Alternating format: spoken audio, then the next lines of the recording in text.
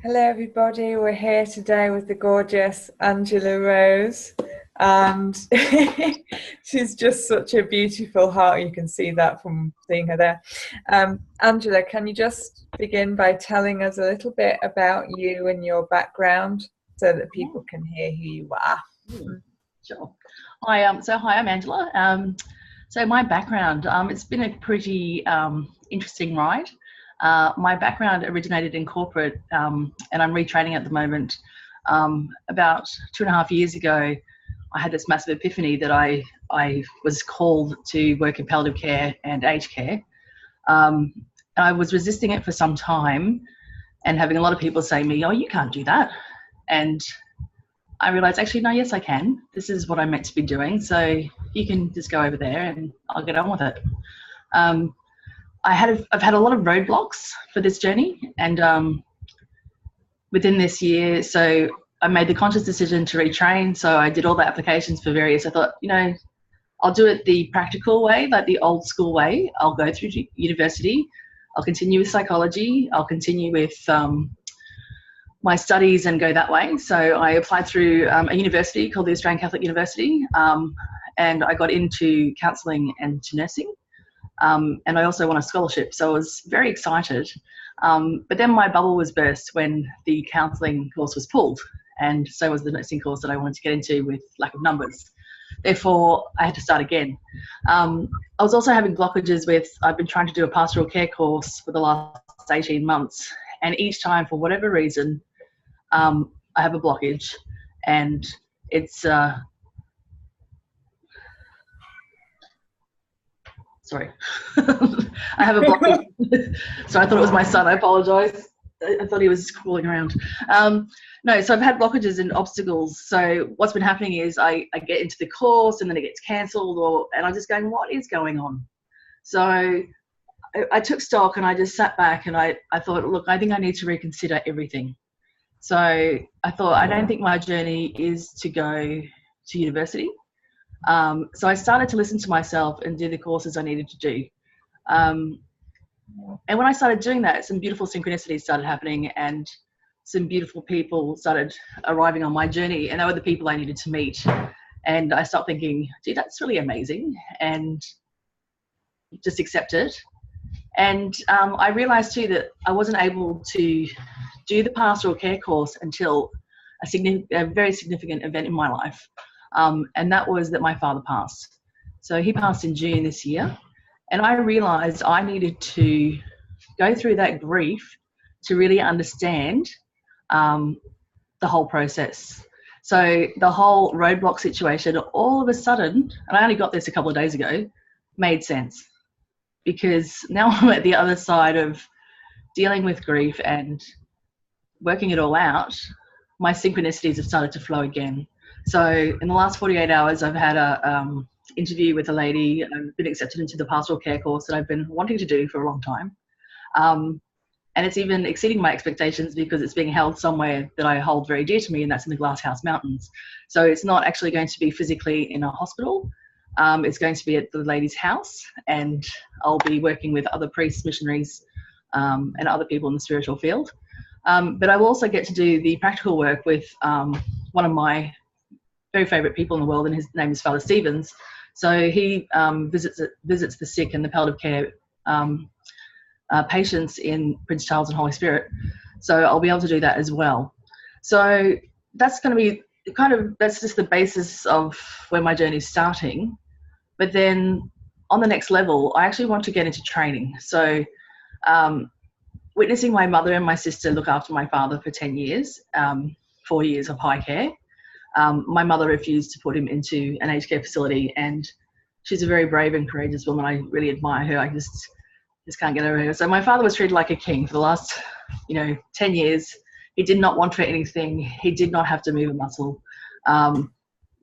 The care there was like the love and the kindness and the care was so unbelievable. And I want to see that more in palliative care and aged care. I visited a lot of aged care and palliative care units. And something that's screamingly obvious to me is the lack of care. And I think it's no one's fault. However, I think people are being pushed to their limits because of such One, maybe people don't want to be working in this area. People are afraid of death. Two, people are working very long hours and become immune to grief and sadness. And it's like, hey, you die and just get over it, next. Like, seriously, come on. So just that, more empathy, and just caringness. So my larger view is training, but training other trainers to get into the aged care and palliative care sector, and to promote more self-care for the patient, for the carer, and for the families, and basically preparing people for death. I went to an amazing seminar this week with David Kessler, and it was about grief and trauma. And it was one of the best courses I've ever been to, because it was, I'm like, how is it that I have had so much fun today and laughed so hard in a grief course? This is ridiculous. So basically, I've just gone, cha-ching, we need to bring a bit more celebration, a little bit more happiness, a bit more joy into the concept of dying.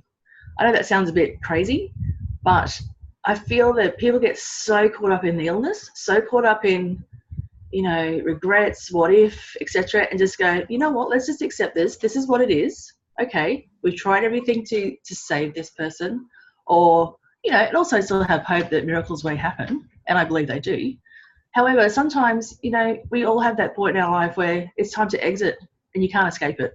So it's written already that you're all going at some point, and why not try and make that a joyful experience instead of a terrifying, scared, horrifying experience.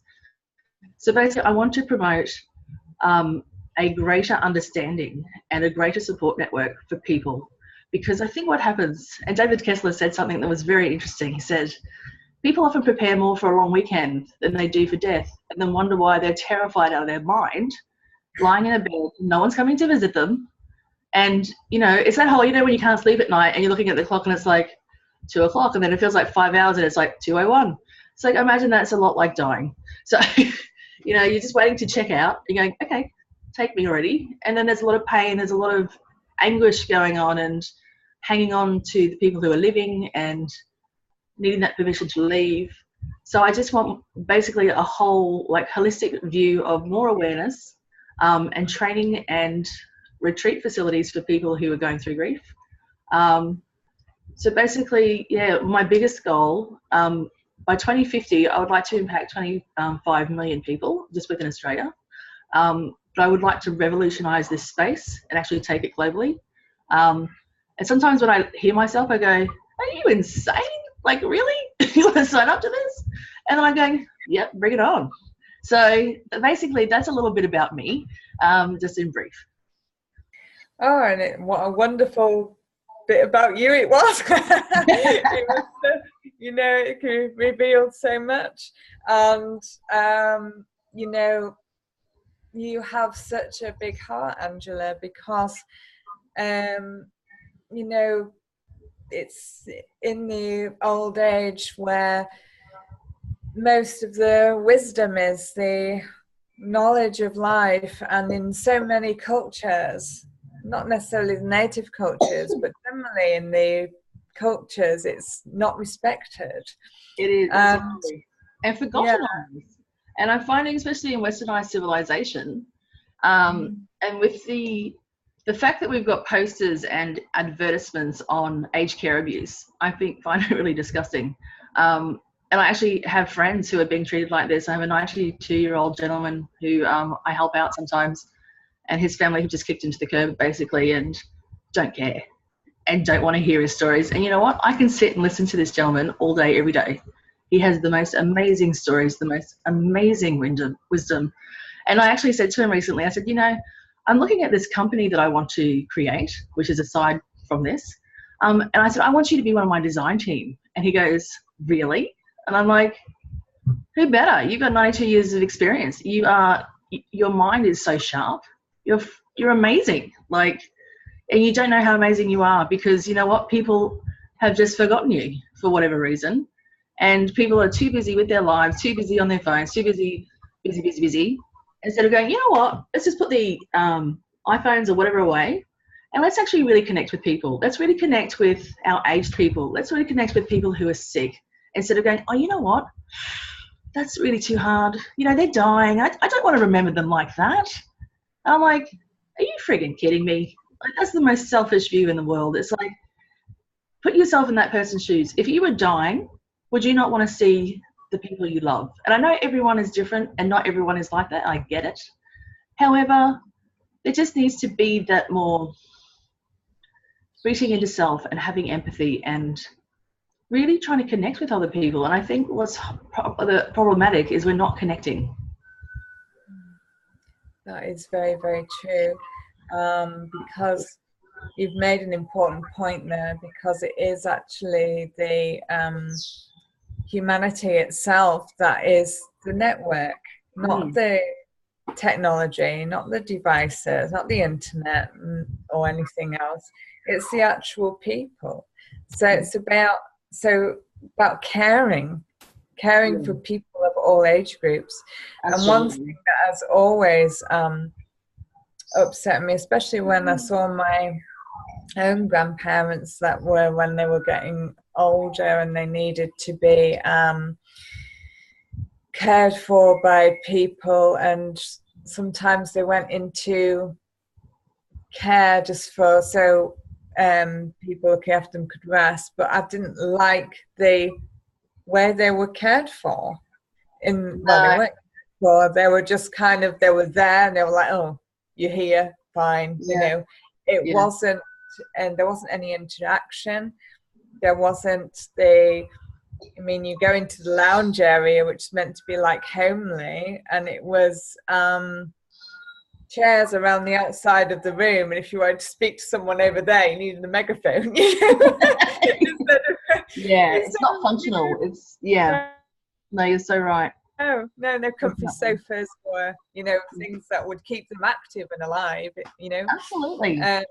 And that's what I love about your vision, the fact that you care for the wisdom, you care for the awareness that these people have, and the fact that they know more than anybody about this airspace because they've experienced so much of it.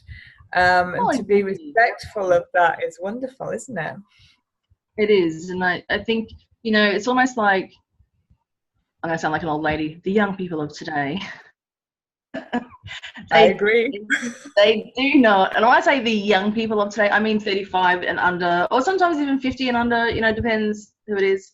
It's almost like they forget that older people were young ones. They have their story. They've had their, trials and tribulations. They've experienced the Great Depression. They have experienced great loss. However, in our day and age, we have everything in the Western society. So we have never had to experience adversity, really. Therefore, there is that lack of appreciation, that lack of, again, to do the connection. But it's that whole, sit down with an older person. You might actually learn something. Recently, I went to 4 aged care facilities in Brisbane. And the reason why I did that, it was quite funny. It was like the tour, and the tour guide, going to various elderly aged care facilities, because I have 3 friends who are facing that point in their life where they need to choose an aged care facility just in case, things get real. So I took these 3 friends to 4 facilities, and I was so sad and horrified when I left. I just thought, I wouldn't leave my pot plant or my goldfish here, let alone someone I love. And I just thought, really? And they want you to sell your house and pay, how much money? Like, $700,000, and you might get a room, and hey, you may get a toilet that you have to share with someone else who's possibly dying. And seriously, like, this is what we're offering people who have given so much to the world, and this is how you exit? I'm like, there has to be a better way. There has to be a more enlightening way to leave this planet than in a white, cold room with, people who don't particularly care. And I'm not saying that all places are like that. There was some places that really stood out, and the staff really cared, and it was very homely. But some of the other places, I just went, I'd be like, I'm not sending anyone here. Like, I'll look after myself before I do that. It was just really eye-opening. Yeah, I found that too, and it was like one of well, basically when you hear things, and I heard that in one of them that they don't always take into account as well how people are in their in regards to how they can eat and things either, because I've heard of someone that I didn't have many teeth left, and they kept feeding them things like steak and stuff instead of stuff that was actually edible for them, and they literally were starving to death until they were made to consider that they needed different food. Now that it needs to be brought into a greater awareness that they are people, and actually, okay, maybe not so much now, but when I was young, it was people that had protected us from invasion or whatever, that we're talking about, that had given their siblings or friends are given their lives to protect people, and yet they were still treated very badly in homes. And I absolutely admire what you wish to do to bring change into this, because it's something that's dear to my heart as well, just from what I've seen through other relatives. And absolutely, I just, you go in and you just feel sad because they just sat around the outside of a room in bolt upright chairs with wooden arms, sitting there, and you can see them saying, "God, take me now," in the pain, can't you? And there's absolutely joy. There's no joy because there's no interaction. There's no ability to interact. Yeah, it's quite interesting. I'm going over to Philadelphia in a few weeks to visit my dear. She's my adopted grandma, and her name's Marjorie. She'll be 90 next year, and my dear Renato, he passed away last year, so I haven't seen her since he passed. But I'll be actually staying at an aged care facility for 4 or 5 nights. And it's really, I've been there quite a few times, and I'm really happy when I'm there for March, because it has such a different feel. They're very leaps and bounds ahead to Australia. There's very much, it is all about interaction. It is all about, getting people involved and the caring factor, and it's very different. So I actually want to run a workshop while I'm there, if they will allow me. So as a little experiment. But yeah, it's just, I don't know, like even, just, bringing in children to visit aged care facilities. And I know that happens already, but at one point I know that I was looking at trying to have aged care facilities with childcare together. So older people can have that time with children. So that's maybe another aspect for later. But so basically overall though, I just want more of a supportive system, and also support for carers who are caring at home, because they're often the forgotten hero. My poor mother is, it's just been a really hard time.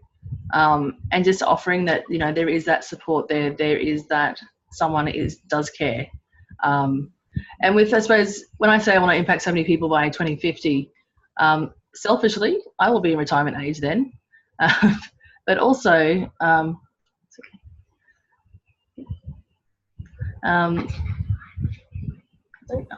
sorry, my little boy is just waking up. Maybe a little second. No, you can't have it. It's fine. Later on, okay. So, so selfishly, it's the whole, we all will get old. None of us are going to escape this. As much as we ignore it, every single one of us will die. Every single one of us, hopefully, will get to old age. I know that it's not always the case. But, how beautiful would it be to be more prepared and to have that support in place? And even just attending one day for a grief and trauma workshop this week, it's like the penny dropped and it made so much more sense. And I just thought, even if it's one day out of someone's life to go, you know what, wow, you know, and you have siblings squabbling and you have relatives carrying on, and you know, this poor person just wants to die in peace and have to deal with all their family members. And actually, dear Marge, she always says to me, Ange, I'm like, how you doing, Marge? She's like, you know how it is in God's waiting room, Ange. We're just all kind of waiting and waiting. And it's, you know, it's just, it's bizarre. She's beautiful. She still has a sense of humour, so so that's really good. But yeah, so I mean, for me, I know that like this whole concept sets my soul on fire. Like more recently, I've started to I've done a lot of self work this year. I've been doing a lot of healing upon myself, and it's been talking to people, workshops, watching clips, and really, I worked out for me, I needed to heal myself before I can heal others and before I can provide any kind of service. So I've started to feel like the phoenix is about to rise from the flames, and watch out, because there's going to be massive changes and goodness happening. Good. I'm glad. I'm glad I'm going to be cared for when I get older. I know, I was like, I'll make more of it. No, but it's, as I say, it's something that has been very dear to my heart as well from personal experience. So to have you here speaking of the same values and the same level of vibration as what I've been thinking of anyway, it's wonderful. It really makes me feel, yay, it's actually going to happen. We are you know, you're a way setter to make change. And that, you know, just because we can't you know, move about and be in our home, it doesn't mean that we've lost our ability to laugh, or ability to do things, or ability to still have play. Yeah, I mean, I've got a fun story actually, because when somebody I know, his wife died of cancer, but he got cancer and overcame it. But he decided to put himself in a home. This is his own words, put himself in a home so he wouldn't be a burden to his children if it ever happened again. And he goes, it wasn't till I did it that I realised I was there 30 years too soon. And he's like in his 70s, you know. That's really funny. But what he does, he calls it the secret garden, and he makes cocktails and stuff, and I was like, oh, that's why you meant to be there. You're giving joy to the people. Absolutely. No, absolutely. That's so true. It is very true. Actually, my older gentleman friend, who's the 92-year-old, he said to me, he says, Ange, I need to tell you a joke. I'm like, okay. He goes, what did the 90-year-old man, he went into the office to see the doctor, and the doctor says to him, so how do you feel when you wake up in the morning? He just looked him straight in the eye and said, surprised. So I'm surprised I'm alive every day because of my age. And it was just, I thought, that is funny. But, you know, it's, if you're surprised and if you're, you know, just bring that joy back in, bring that inner child back, bring that playful side back. And even, I've never heard of laughing yoga. Sorry, I had heard of laughing yoga, but I'd never experienced a class. And I did on Monday, and I'm like going, they should be doing this every morning in every aged care, palliative care, any care, I don't care where, workplace, because it really sets you up for the day. That whole, you start laughing and it's a bit of a fake laugh, but then it becomes hysterical because it's just so funny. And I'm like, you know, just something as simple as that could be done everywhere and would make such a difference to everyone. So yeah, it's just simple things. Doesn't have to be, you know, huge lots of money spent or huge whatever, but just getting back to basics. Yeah, and it's absolutely crucial. So, Andrea, if people wanted to contact you regarding anything, what are you able to provide for them, like now? in regards to what you're doing? Yeah, sure. I can provide things like, well, conversation, or I can provide some links that I'm looking at, because at the moment I'm still in the like research retrain phase. So I'm still like getting there, but I'm hoping to provide the concept that, you know, workshops will be coming available, and I want it to be in place by the next 6 to 12 months. I just have to get it all in place. But other than that, yeah, just support, or even, you know, just even a lending ear, or I want to start maybe even just doing like a Facebook page for people who are, you know, who are grieving and who make, it's funny, my mother's become a teenager. She's on Facebook all the time. I'm like, where's mum? She's on Facebook somewhere with her friends. So, you know, and often people will chat to other people that maybe they don't know so well, or, you know, because it's very, that whole anonymous having a chat to someone who may be experiencing the same thing. So, yeah, so that's probably what I can help out with at the moment. Yeah, awesome. I just wanted to ask you as well, because people are in situations where obviously they're trying to, because they don't like the idea of homes, because they think they're kind of making their parents feel that they're giving up on them or whatever, and they're, you know, literally putting them in God's waiting room, putting them in a home, because that's what it looks like and how it's represented right now. And they're trying to keep them at home, but they're really, really struggling. Yeah. Especially if they have kind of, I mean, I know people like this, and they're trying to keep them at home, but they've got mind loss or whatever, and it's becoming more and more difficult to do so. Very challenging, but they don't want to take that plunge to, well, as they see it, putting them in God's waiting room. What would you advise them to do in that situation right now? Would they be able to come to you for advice, or? I think, they probably could come to me for advice.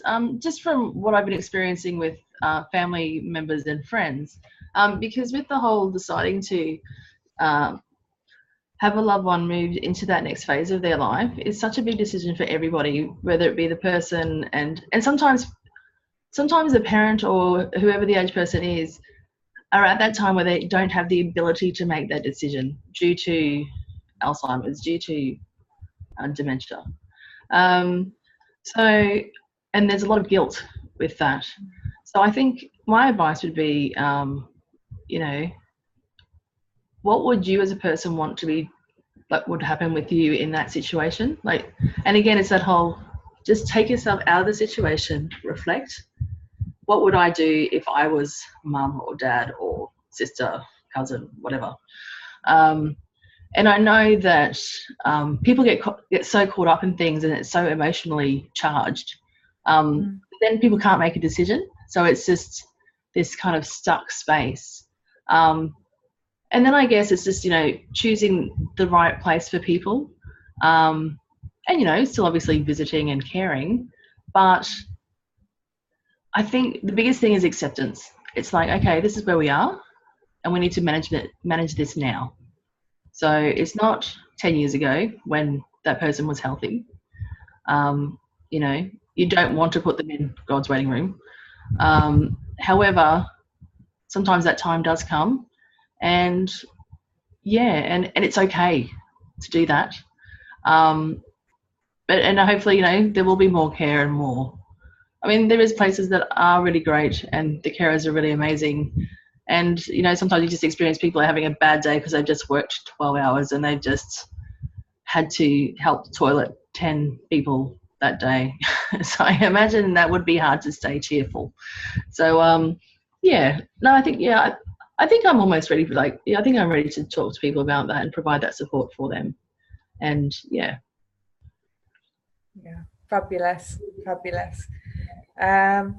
Is there anything that you feel that you want to add to what you've shared so far for people, just to finish off? Yeah, sure. I think what I would like to add is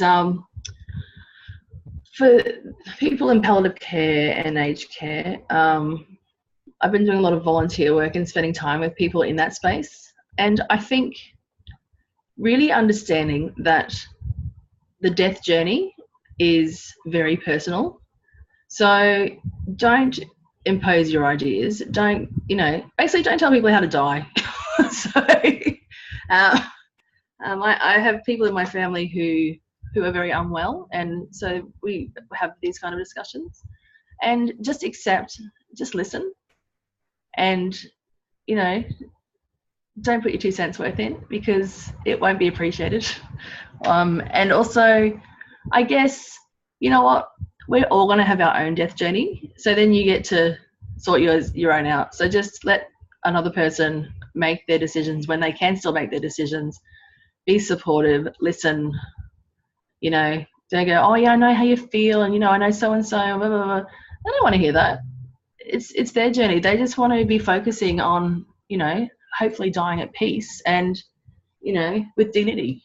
So it's just, giving people that space to really accept. Yeah, and that's a beautiful point actually you made, that everybody is individual and has different ideas and should be allowed to have full and complete expression of those ideas and their journeys. That's one lovely point that you've just made there. Thank you for that.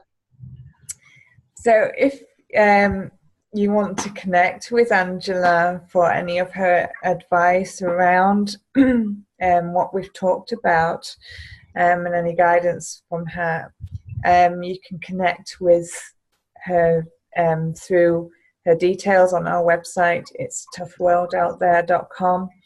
And yeah, just bring joy to the people, no matter what age they are in your life, because everybody deserves joy, everybody deserves happiness, and absolutely nobody should ever just be shoved to one side and left. Yeah, absolutely. Everybody deserves respect, no matter what age they are. And thank you, Angela, for being such a strong and supportive voice for that movement and care of the old people of our world, the wise ones, because they really are. They know it all. They've been there, done that, whatever experience it is, they know it. So it's wonderful to do what you're doing, and thank you very much for being with us. Oh, thank you. Thanks so much. It's been really great chatting. Thank you so much.